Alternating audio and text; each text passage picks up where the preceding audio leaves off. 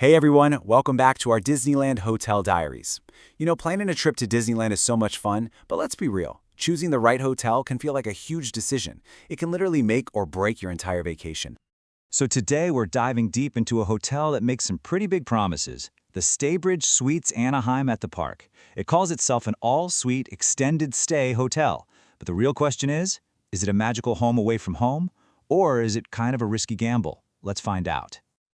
All right, here's what we're going to cover. First, we'll talk location and that all-important walk to the park. Then, we're going inside the rooms themselves. After that, we'll get into the really juicy stuff, the perks versus some pretty alarming problems. And finally, we'll give you our final verdict. Okay, first things first. Location, location, location. When you're doing a Disneyland trip, this is everything. It determines how you start your day, when you take that midday break, and just how much your feet are screaming at the end of the night. So for the Staybridge, this is the million-dollar question. Is the location a huge plus, or is it a bit of a trek?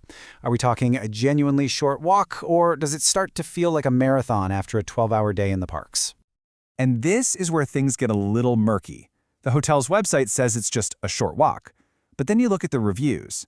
One person timed it at 20 minutes, while another just flat out called it a long walk. Now, the official walk score is 81 out of 100, which is technically good for walkers, but it's clear people's definitions of short are very different. The big takeaway here, it's definitely not right across the street. Okay, so we've established the walk isn't super short. What about the room you're walking back to? This is an all-suite hotel, so you'd think the rooms would be the real star of the show. And looking at the numbers, things seem pretty solid. Based on over 140 reviews, the rooms themselves get a 4.4 out of 5, and cleanliness is right there at 4.3. But look at that sleep quality score. It drops down to a 3.9. We're going to circle back to why that might be in just a little bit. So what does all-suite really mean here? Well, we're not just talking about a sad little mini fridge and a microwave. This is the hotel's #1 selling point. You get a full kitchen. We're talking a stovetop, a full-sized refrigerator, and even a dishwasher. For a family or anyone on a longer trip, this could be a total game changer for your budget. And hey, when it's good, it sounds really good. Listen to this review from Dicko M. Modern, well-equipped, very comfortable. This is the dream scenario, right? This is exactly what you're hoping for when you book a place like this. But that's not the whole story. As you dig into more reviews, it becomes pretty clear that not everyone gets that picture-perfect experience. Yeah, other guests tell a totally different story.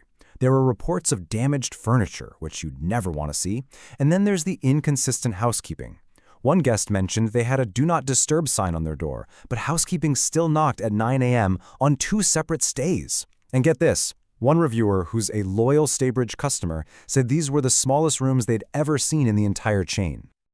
All right, this brings us to the most critical part of our breakdown. Every hotel has its pros and cons, but with this one, the difference between the good and the bad is it's a canyon. We have to weigh some really great perks against some genuinely alarming problems. This slide really just lays it all out, doesn't it? On the perks side, you've got some incredible value. Free hot breakfast, those full kitchens, and free laundry, which is a huge deal. You've also got a pool, a fire pit, and maybe even a view of the fireworks. But then you look at the problems column, and it's just as serious. You have to pay for parking, there are reports of extreme noise, and that inconsistent housekeeping. But it's that last one, major service failures. That's the real cause for concern. And you can see it reflected in their overall service rating, just a 3.7 out of 5. Now, that number might not sound terrible, but believe me, the stories behind it are pretty wild. For some people, this is where the entire vacation just completely falls apart. And by the way, if you're finding this kind of detailed breakdown helpful, do us a favor and hit that subscribe button. It really helps us keep making more of these for you. So what do we mean by major service failures? Well, check out this story from Sarah Kay. She had an important package delivered to the hotel. The hotel signed for it, but then every time she asked, they told her it wasn't there. It turns out they had her package the entire time. That's not just a simple mistake, that's a total breakdown in their system that left a guest high and dry. And then there's this review from Madison P., which is, frankly, just shocking. According to her, a simple mix-up with a food delivery was handled so badly by the staff that it escalated to the point where they called the police. She described the employees' behavior as unprofessional and emotional, and straight up warns people to stay away. That is a massive red flag.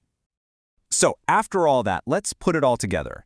With these awesome perks on one side and these potential disasters on the other, who is this hotel actually for? This hotel is probably a good bet for you if those amenities are your absolute top priority.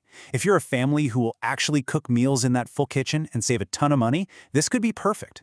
If you're on a long trip and free laundry sounds like a dream come true, go for it.